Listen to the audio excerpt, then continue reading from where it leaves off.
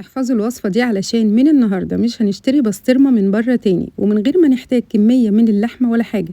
يعني ممكن نص كيلو من اللحمة يعمل لنا كمية محترمة من البسطرمة، من لحم بلدي وأرخص وأنضف من الجاهزة. تعالوا أقول لكم هنعملها إزاي.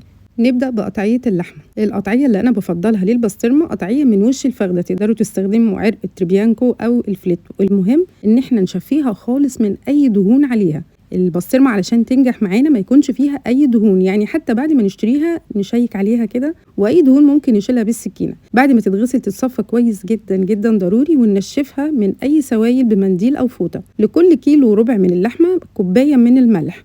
هنوزعها كويس على كل جزء من اللحمة، يعني حتى لو في شقوق زي كده أي ملح يقع نرجعه تاني. المهم هياخد كيلو وربع اللحمة كوباية كاملة من الملح. خلاص بعد ما نغلفها كويس جدا نجيب اي قماشه خفيفه كده فيها فتحات او القماش الابيض المعروف ده عند الجزارين. هنحط قطعه اللحمه باي ملح نزل منها زي ما هي كده، ونقفلها كويس جدا بنفس الطريقه كده. قفلناها نلفها زي رول كده، يعني نكتفها كده بالشكل ده. بعد كده هجيب بقى صينيه مثلا واسعه زي كده واحط عليها شبكه، او حاولوا تنفذوا نفس الشكل. ممكن شبكه البوتاجاز مثلا نحط عليها قطعه اللحمه، واحط اي حاجه تقيله. انا حطيت البورد ده، وكمان حطيت طاجن تقيل تقدروا تملوا مثلا فيه ميه، او تقدروا تستخدموا قاروره ميه صغيره.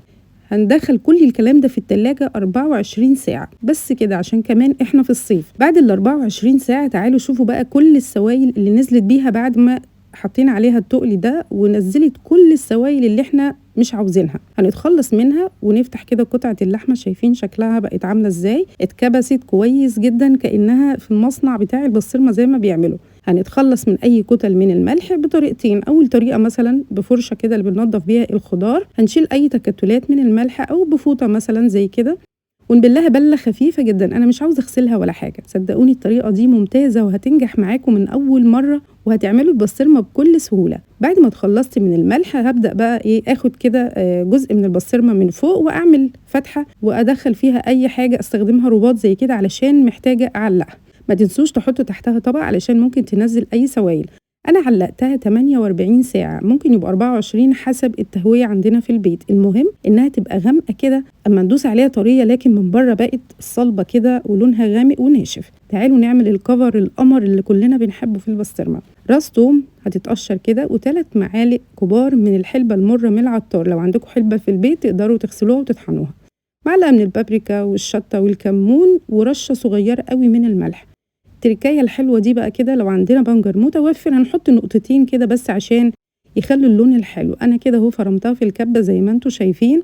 اخدت كام نقطة كده ما يعادل معلقة من البنجر، تقدروا تستخدموها مية لو مش متوفر، بس بيخلي اللون حلو. هخلي جنبي كده بولة فيها مية، واجيب البورد وحطيت عليه ستريتش بس عشان يبقى الدنيا نظيفة حواليا. وهبدأ اخد قطعة او جزء من الكفر اللي احنا عملناه او الخلطة، وابل ايدي بالميه اللي جنبي علشان تخلي الدنيا كده سهله معايا، واغلفها بسهوله وتبقى واخده طبقه ناعمه من فوق. مش هينفع من غير الميه تماما. هتبقى الميه معايا مسهله قوي ان انا اغلفها كويس. وبعدين في الاخر كده هديها مسحه بالميه خفيفه قوي، وراجع كده عليها واطمن ان كل قطعه اللحمه او قطعه البسطرمه بتاعتي اتغلفت بالكفر كويس. هعلقها بقى في مكان مفتوح جيد التهويه جنب شباك او حاجه حوالي من 5 ايام لاسبوع. تعالوا شوفوا الجمال. كفر متماسك، لونها وردي، خطيره، احلى من اللي بنجيبها من بره تماما. بصوا لما ندوس عليها من جوه طريه وناعمه، خطيره بجد يا جماعه. ومن بره الكفر متماسك ولونه حلو وريحته جميله جدا. ما تقلقوش من الريحة في البيت. تعالوا نجرب نقطعها. طبعا أول مرة بنقطع كده فتيجي مننا يعني رفيعة شوية، فالمهم هنحاول تاني لحد ما نبدأ نقطعها، أو تودوها لأي ماركت جنبيكوا يقطعها لكم وتبقى سهلة بالشكل الجميل ده. خطيرة يا جماعة، جربوها كده بالطريقة دي وهتبقوا محترفين فيها. قطعوها بقى بالكميات اللي انتوا عاوزينها حسب استعمالكم، واحفظوها في الفريزر لوقت الاستعمال. استخدموها في الحشوات مع البيض، فطار، عشاء. جميلة، متأكدة هتعجبكم. جربوها وصحتين وهنا يا رب.